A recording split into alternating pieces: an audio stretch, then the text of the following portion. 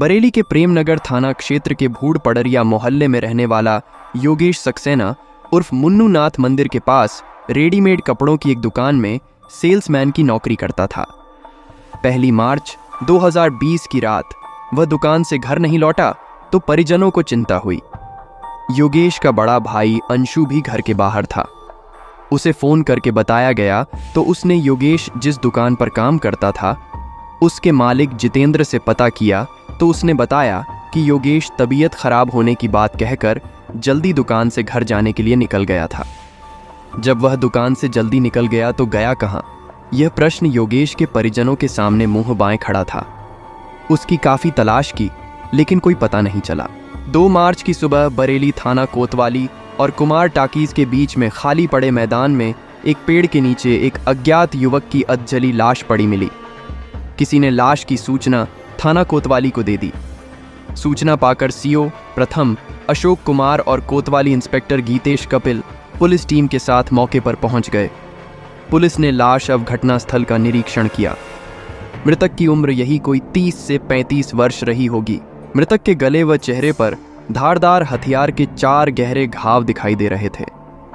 मारने के बाद उसकी पहचान छिपाने के लिए उसकी लाश को जलाया गया था, जो कि पूरी तरह से नहीं जल पाई थी। पास में ही मृतक का मोबाइल भी जला हुआ बरामद हुआ। लाश की शिनाख्त के लिए आसपास के दुकानदारों को बुलाया गया। उनमें जितेंद्र नाम का एक दुकानदार भी था। उसने लाश देखी तो वह लाश पहचान गया, क्योंकि वह लाश उसके शोरूम के सेल्समैन योगेश सक्सेना की थी। उसने तुरंत योगेश के भाई अंशु सक्सेना को योगेश की लाश मिलने की सूचना दे दी। सूचना पर योगेश की मां मुन्नी देवी व भाई अंशु मौके पर पहुंच गए और लाश की शिनाख्त कर दी। शिनाख्त होने के बाद लाश पोस्टमार्टम के लिए मोर्चरी भेज दी गई। इंस्पेक्टर गीतेश कपिल ने अंशु से पूछताछ की तो उसने बताया कि योगेश अपने दोस्त की बहन उमा से फोन पर बात करता रहता था। अपनी कमाई भी उसी पर लुटाता था। कई बार उसे समझाया लेकिन वह मानता ही नहीं था। कोतवाली आकर इंस्पेक्टर गीतेश की तरफ से अज्ञात के खिलाफ भादंबी की धारा 302-201 के तहत मुकदमा दर्ज करा दिया। इंस्पेक्टर गीतेश ने जांच शुरू की। पुलिस ने योगेश के फ़ोन नंबर की कॉल डिटेल्स की जांच की। योगेश के नंबर पर अंतिम कॉल जिस नंबर से की गई थी उस नंबर से रोज़ योगेश की बात होने का प्रमाण मिला। घटना की रात उस नंबर से कॉल आने के बाद ही योगेश दुकान से निकला था। वह नंबर उसकी प्रेमिका उमा शुक्ला का था, जो कि योगेश के मकान से कुछ दूर भूड़ पट्टी में रहती थी। इसके बाद 3 मार्च को इंस्पेक्टर गीतेश कपिल ने उमा शुक्ला को घर से हिरासत में लेकर कोतवाली में महिला कांस्टेबल की मौजूदगी में कड़ाई से पूछताछ की तो उसने अपना जुर्म स्वीकार कर लिया। पूछताछ में उमा ने बताया कि योगेश की हत्या उसने अपने दूसरे प्रेमी सुनील शर्मा से कराई थी। उसके बाद सुनील शर्मा को भी गिरफ्तार कर लिया गया। इन दोनों से पूछताछ के बाद जो कहानी निकलकर सामने आई कुछ इस तरह थी। उत्तर प्रदेश के महानगर बरेली के प्रेमनगर थाना क्षेत्र के भूड़ पड़रिया मोहल्ले में अशोक सक्सेना सपरिवार रहते थे। वह एक प्राइवेट बस ऑपरेटर के यहाँ कंडक्टर थे। परिवार में पत्नी मुन्नी देवी के अलावा 2 बेटे और 2 बेटियां थीं। अशोक सक्सेना ने अपनी बड़ी बेटी शालिनी का विवाह कर दिया। इससे पहले कि वह अन्य बच्चों की शादी की जिम्मेदारी से मुक्त होते 3 साल पहले उनकी मृत्यु हो गई। बड़ा बेटा अंशु शादी बारातों में बैंड बाजा बजाने का काम करने लगा। हाई स्कूल पास योगेश नाथ मंदिर के पास स्थित रेडीमेड कपड़ों की एक दुकान में सेल्समैन की नौकरी कर रहा था। वह इस दुकान पिछले 5 सालों से काम कर रहा था। योगेश के मकान से कुछ दूरी पर भूड़ पट्टी में महेश चंद्र शुक्ला रहते थे। वह प्राइवेट जॉब करते थे। परिवार में उनकी पत्नी जानकी और एक बेटी उमा और बेटा अमर उर्फ गुरु था। 20 जुलाई 1990 को जन्मी उमा काफ़ी खूबसूरत और महत्वाकांक्षी युवती थी। उसने बरेली यूनिवर्सिटी से ग्रेजुएशन की थी। बरेली जैसे महानगर में पली बढ़ी होने के कारण उसके वातावरण का असर भी उस पर पड़ा था। उमा का भाई अमर और योगेश एक ही मार्केट में अलग अलग रेडीमेड कपड़ों की दुकान पर काम करते थे। इसी वजह से योगेश और अमर में दोस्ती हो गई। दोनों एक दूसरे के घर भी आते जाते थे। इसी आने जाने में योगेश और उमा एक दूसरे को जानने लगे। दोनों का दिन में कई बार आमना सामना हो जाता था। दोनों की निगाहें आपस में टकराती थीं तो उमा लजा कर अपनी निगाहें नीची कर लेती थीं। योगेश की आंखों की गहराई वह ज़्यादा देर बर्दाश्त नहीं कर पाती थी। शर्म से पलकें झुक जातीं और होठों पर हल्की मुस्कान भी अपना घर बना लेती थी। उमा की इस अदा पर योगेश का दिल बेचैन हो उठता था। उमा को योगेश अच्छा लगता था। वह उसे दिल ही दिल में चाहने लगी थी। उसकी चाहत की तपिश योगेश तक पहुंचने लगी थी। योगेश को तो उमा पहले से ही पसंद थी। इस वजह से योगेश भी अपने कदम बढ़ने से रोक न सका। वह भी उमा को अपनी बाहों में भरकर उसकी आंखों की गहराइयों में उतर जाने को आतुर हो उठा। एक दिन योगेश उमा के कमरे से निकलकर बाहर की ओर जाने लगा कि अचानक वह फिसल गया। इससे उसके दाएं हाथ के अंगूठे में काफी चोट लग गई और अंगूठे से खून निकलने लगा। वहीं आंगन में खड़ी उमा ने देखा तो दौड़ी दौड़ी आई। खून निकलता देखकर वह तुरंत अपने रुमाल को पानी में भिगोकर उसके अंगूठे में बांधने लगी। उसके द्वारा ऐसा करते समय योगेश उसकी तरफ प्यार भरी नजरों से देखता रहा। उमा रुमाल बांधने के बाद बोली, जरा संभल कर चला करो। अगर आप इस तरह गिरोगे तो जिंदगी की राह पर कैसे संभल कर चलोगे? जिंदगी की डगर पर अगर मैं गिरा भी तो जिंदगी भर साथ देने वाले हाथ मुझे संभालने के लिए हमेशा तैयार रहेंगे। ये हाथ किसके होंगे और कौन जिंदगी भर साथ निभाने के लिए मेरे साथ होगा, ये तो अभी मुझे भी नहीं पता। योगेश ने उमा की निगाहों में निगाहें डालते हुए कहा। योगेश की इस शरारत से उसकी नजरें शर्म से थोड़ी देर के लिए झुक गईं। फिर वह बोली, छोड़ो इस बात को। आप रुमाल को थोड़ी थोड़ी देर बाद पानी से गीला जरूर कर लेना। इससे आपके अंगूठे का जख्म जल्दी ठीक हो जाएगा। अंगूठे का जख्म तो ठीक हो जाएगा, लेकिन दिल का जख्म। इतना कहकर योगेश तेजी से दरवाजे से बाहर निकल गया। रूहानी तौर पर एक दूसरे से बंधे होने के बावजूद खुलकर अभी तक न तो योगेश ने प्यार का इजहार किया था और न ही उमा ने। लगन की आग दोनों ओर लगी थी। बस देर थी तो आग को शब्दों की जुबान देकर बयां करने की। योगेश जब घर में आता तो उमा का मन अधिक से अधिक उसके पास रहने को करता था। जब भी दोनों मिलते इधर उधर की बातें करते रहते थे। इससे धीरे धीरे दोनों एक दूसरे से काफी खुल गए और उनमें काफी निकटता आ गई। उमा मिलने व बात करने के उद्देश्य से योगेश के पास पहले से अधिक जाने लगी। एक दिन योगेश घर में अपने कमरे में बैठा कुछ पढ़ रहा था। उमा भी उससे मिलने वहां पहुंच गई। उमा को देखकर योगेश खुश होते हुए बोला, आओ उमा, बहुत देर लगा दी। मैं काफी देर से तुम्हारा ही इंतजार कर रहा था। घर का काम निपटाने में मम्मी की मदद करने लगी थी, इसीलिए देर हो गई। वह बोली, ठीक है, तुम थोड़ी देर बैठो, मैं तुम्हारे लिए चाय बनाकर लाता हूँ। कहकर योगेश चाय बनाने चला गया। उमा वहीं मेज पर रखी पत्रिका उठाकर उसके पन्ने पलटने लगी। थोड़ी ही देर में योगेश चाय बनाकर ले आया। मेज पर चाय रखते हुए योगेश बोला, उमा, क्या पढ़ रही हो? योगेश की बात सुनकर उमा ने सिर उठाया और योगेश की तरफ देखते हुए बोली, इस पत्रिका में एक बहुत ही अच्छी कहानी छपी है, वही पढ़ने लगी थी।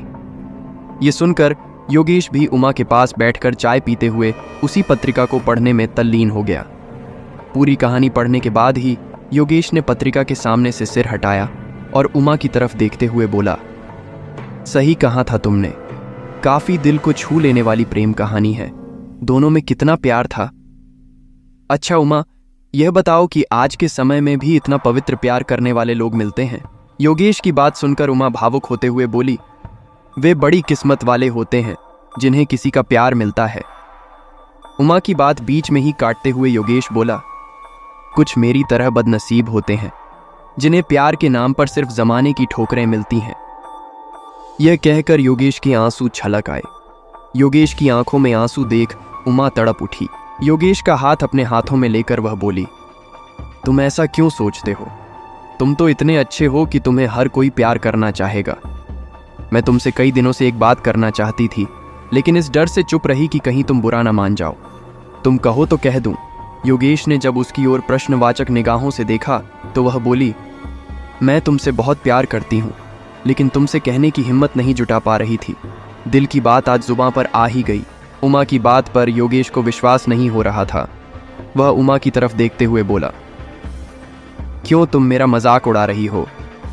अगर मैं मान भी लूं कि तुम मुझसे प्यार करती हो तो क्या समाज के ठेकेदार हम दोनों को एक होने देंगे? क्योंकि हम एक जाति के नहीं हैं। जब हम प्यार करते हैं तो इस जमाने से भी टक्कर ले लेंगे।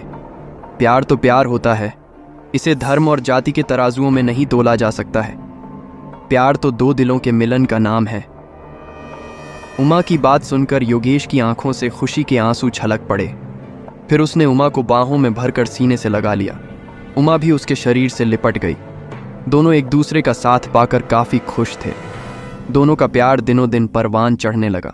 दोनों के परिवारों को भी इस बात का पता चल गया। योगेश की बहनों और भाई ने योगेश को काफी समझाया कि वह उमा के चक्कर में न पड़े, लेकिन योगेश नहीं माना। दूसरी ओर उमा के पिता ने भी उसके लिए रिश्ता तलाशना शुरू कर दिया। जल्द ही बुलंदशहर के रमेश परिवर्तित नाम से उमा का रिश्ता पक्का कर दिया। उमा और योगेश कुछ न कर सके, सिर्फ हाथ मलते रह गए। प्रेमिका की शादी किसी और से तय होने पर योगेश पर तो जैसे दुखों का पहाड़ टूट पड़ा। वह दिन रात उमा की यादों में खोया रहता और उसकी कही गई बातें याद करता। 27 नवंबर 2014 को उमा का विवाह रमेश से हो गया। उमा बेमन से अपनी ससुराल चली गई, लेकिन विवाह के बाद उसका पति से मनमुटाव होने लगा। फिर 1 वर्ष बीतते बीतते उमा पति का घर हमेशा के लिए छोड़कर अपने मायके आ गई। इसी बीच उमा ने एक बेटी को जन्म दिया, जिसका नाम उसने सौम्या रखा। उमा अब पति रमेश से हमेशा के लिए छुटकारा पाना चाहती थी, लिहाजा उसने अपने तलाक का मुकदमा भी दायर कर दिया। एक बार फिर से उमा व योगेश एक दूसरे से मिलने लगे। अब योगेश उमा को अपने से दूर जाने नहीं देना चाहता था। किस्मत ने उसे फिर से उमा का साथ पाने के लिए उसे उमा से मिला दिया था। योगेश उस पर अब अपने से विवाह करने का दबाव बनाने लगा। उमा मायके आई तो वह अपना खर्च उठाने के लिए गंगाचरण अस्पताल के पास स्थित एक कैफे में काम करने लगी। इसी बीच उमा की दोस्ती भूड़पट्टी में रहने वाले सुनील शर्मा से हो गई। 32 वर्षीय सुनील शर्मा अविवाहित था और बरेली के इज्जत नगर में स्थित Indian veterinary research institute IVRI में संविदा पर स्टोर कीपर के पद पर तैनात था। दोनों की दोस्ती जल्द ही प्यार में बदल गई। उमा और सुनील एक ही जाति के थे और सुनील अच्छी नौकरी करता था, इसलिए उमा उससे शादी करना चाहती थी। योगेश उसकी जाति का भी नहीं था और सेल्समैन की छोटी सी नौकरी करता था। उमा ने योगेश को समझाया कि वह उससे शादी नहीं कर सकती, लेकिन योगेश मान ही नहीं रहा था। उमा भले ही बदल गई हो और योगेश के प्यार को भुला बैठी हो, लेकिन वह तो उमा को दिलो जान से अभी भी चाहता था। वह उमा को हर हाल में पाना चाहता था। जब योगेश किसी तरह से मानने को तैयार नहीं हुआ तो योगेश से पीछा छुड़ाने के लिए उमा ने सुनील से बात की तो वह योगेश को ठिकाने लगाने के लिए तैयार हो गया। इसके बाद दोनों ने उसकी हत्या की योजना बना ली। योजना अनुसार 1 मार्च को उमा अपने ऑफिस में थी। योजना के अनुसार रात 8:30 बजे उमा ने योगेश को मिलने के लिए कुमार टाकीज के पीछे खाली पड़े मैदान में बुलाया। योगेश उस समय दुकान पर था। वह अपने मालिक जितेंद्र से तबीयत खराब होने का बहाना बनाकर दुकान से निकल आया और कुमार टाकीज के पीछे मैदान में पहुंच गया। वहां सुनील शर्मा पहले से मौजूद था। योगेश नजदीक आया तो सुनील ने उसकी आंखों में लाल मिर्च का पाउडर फेंक दिया, जिससे योगेश बिलबिला उठा। इसके बाद सुनील ने साथ लाए चाकू से योगेश के गले, चेहरे व शरीर पर 4 प्रहार किए, जिससे योगेश जमीन पर गिरकर तड़पने लगा। कुछ ही पलों में उसकी मौत हो गई। सुनील ने पास ही पड़े पत्थर से उसके चेहरे को कुचला। उसके बाद वह साथ लाई TVS अपाचे बाइक से उमा के पास गया, उसे पूरी बात बता दी। इसके बाद उमा रात 9 बजे उसके साथ बाइक पर बैठकर घटनास्थल पर आई। उमा ने सुनील से कहा कि वह बाइक से पेट्रोल निकालकर योगेश की लाश जला दे, जिससे उसकी पहचान न हो सके। इस पर सुनील ने बाइक से पेट्रोल निकालकर योगेश की लाश पर डाल दिया और आग लगा दी। इसके बाद दोनों वहां से चले गए, लेकिन पुलिस आसानी से उन दोनों तक पहुंच ही गई। सुनील की निशानदेही पर इंस्पेक्टर गीतेश कपिल ने हत्या में प्रयुक्त चाकू, लाश जलाने में प्रयुक्त माचिस की डब्बी, रक्त रंजित कपड़े और सुनील की Apache bike number UP25C M3 263 बरामद कर ली। फिर कानूनी औपचारिकताएं पूरी करने के बाद दोनों को